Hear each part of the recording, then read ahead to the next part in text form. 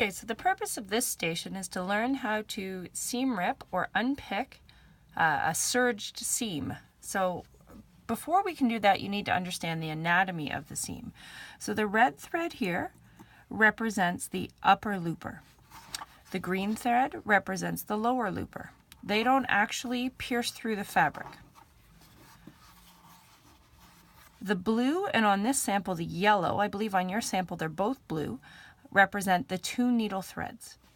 Now, if you don't understand the anatomy of the seam and are trying to just rip it out, you'll be here for a very, very long time. But never fear, there's a very, very quick way of doing this. So what you need to do is you'll notice here that the looper threads, the upper looper threads, get pulled together by the needle stitches, right? And I call these the V's here in between the stitches. So what we're going to do is we're going to take our seam ripper and we are going to slide it through the two needle threads in between one of those V's. And then we're going to come further along and we're going to do it again.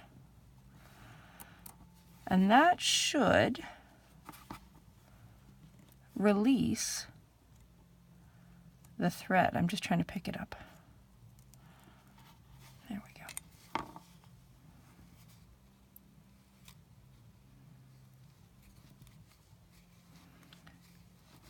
Get my seam ripper bar here.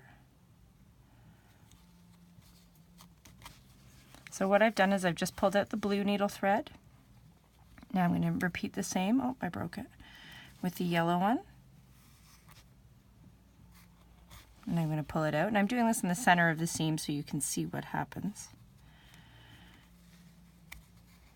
Just trying to get a hold of that.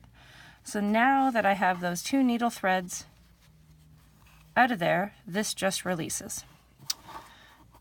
So removing a seam or removing some serging takes no time at all instead of hours of frustrating work. Now you try it on your sample, do part of the center, and put this into your sewing journal and respond to the questions.